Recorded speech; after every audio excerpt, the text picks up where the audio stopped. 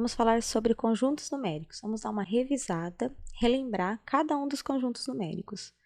O primeiro conjunto que a gente aprende quando está lá no sexto ano é o conjunto dos números naturais. Ele é representado pela letra N. Esse conjunto inicia no 0, 1, 2, 3 e ele é infinito. Então, o conjunto dos números naturais tem os números positivos e o 0. São os números que a gente usa geralmente para contar coisas como idade, objetos. O segundo conjunto que nós aprendemos foi o conjunto dos números inteiros. Ele é representado pela letra Z. E neste conjunto, nós temos, além dos números naturais, que é o 0, o 1, o 2, nós temos também os números negativos. Essa é a novidade desse conjunto. Então, nós temos o 0, o 1. Antes do 0, a gente tem o menos 1. Se nós temos o 2, no conjunto dos inteiros, a gente tem o menos 2. Se nós temos o 3, o menos 3. E assim sucessivamente. Esse conjunto, ele é infinito para os dois lados, eu costumo dizer, para o lado positivo e para o lado negativo.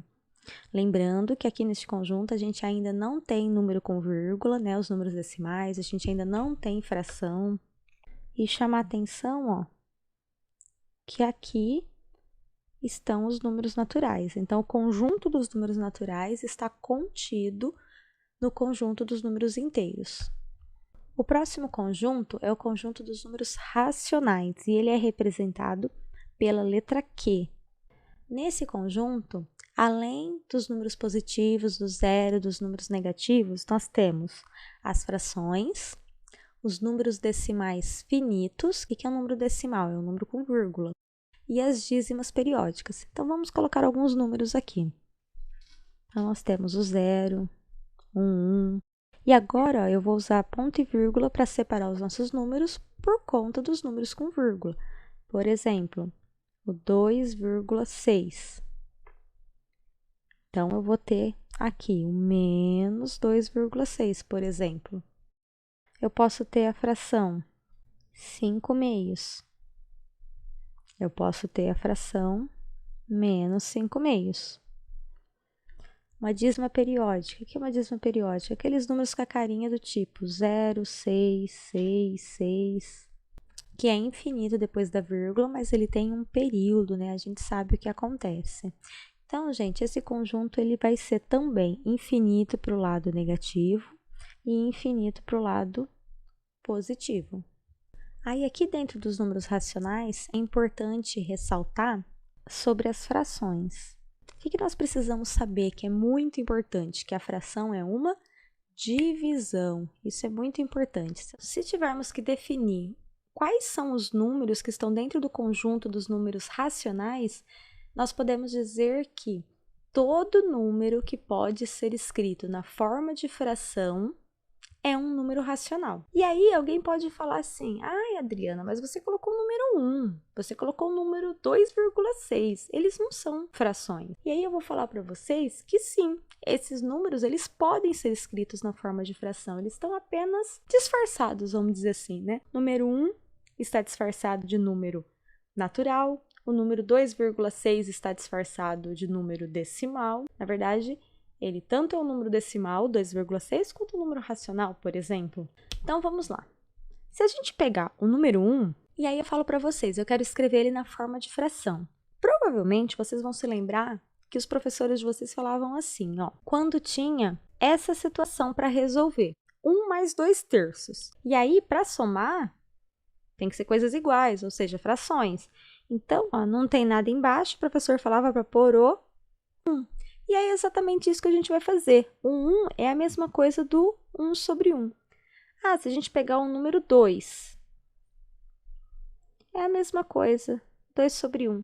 Está escrito na forma de fração, então pertence ao conjunto dos números racionais. Vamos pegar agora o número 2,6.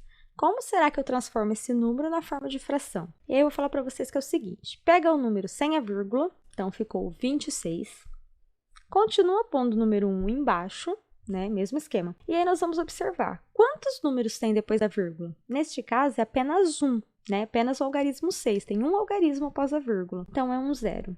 Então, 2,6 é a mesma coisa que 26 décimos. E aqui, se a gente quiser, pode simplificar e nós vamos achar outras frações equivalentes que também correspondem a 2,6. Mas, no caso aqui, para transformar em fração, já basta. Ah, mas e a dízima periódica, né? E o 0,666? Como que ele fica na forma de fração? Quando for uma dízima periódica simples, né, ou seja, é um zero aqui antes da vírgula, é bem facinho de fazer. A gente pega o período, que no caso é o algarismo 6, que é de em quantos algarismos ele está se repetindo. E como é um período só, né, só o número 6, eu acrescento um número 9. Pronto, 0,666 é a mesma coisa que 6 nonos. Ah, e se fosse, por exemplo, 0,171717? Então, agora, o período são 2 algarismos. Então, seria o número 17 sobre 99. Ah, e se caso for diferente de 0, como faz? Aí vai ficar para um próximo vídeo, tá? Para a gente falar só de dízima periódica. Próximo conjunto, conjunto dos números irracionais. Ele é representado pela letra I. E os elementos desse conjunto são os números decimais infinitos não periódicos. Ou seja, a gente vai ter dentro desse conjunto todos aqueles números com vírgula e que depois da vírgula ele é infinito e ele não é uma dízima. Um exemplo. A raiz de 2. O valor da raiz de 2 é aproximadamente 1,41, 42, 13, 5, 6, 2. E vai ser infinito. E a gente percebe que não tem um período aqui, não tem um número que se repete. Outro exemplo, a raiz de 3, a raiz de 5, a raiz de 6. Todas as raízes em que a resposta não é um número inteiro, né, não é um valor exato, são números irracionais. Outro número super conhecido, que também é um número irracional, o π. O valor do π é aproximadamente 3,1415, por aí vai, infinitos números após a vírgula também. Então, a gente vai perceber que nós temos infinitos números irracionais também. Aí, esses números eles podem ser negativos também, tá? Pode ser menos raiz de 2, pode ser menos raiz de 3, pode ser menos π. E, por fim, nós temos o conjunto dos números reais, que é representado pela letra R.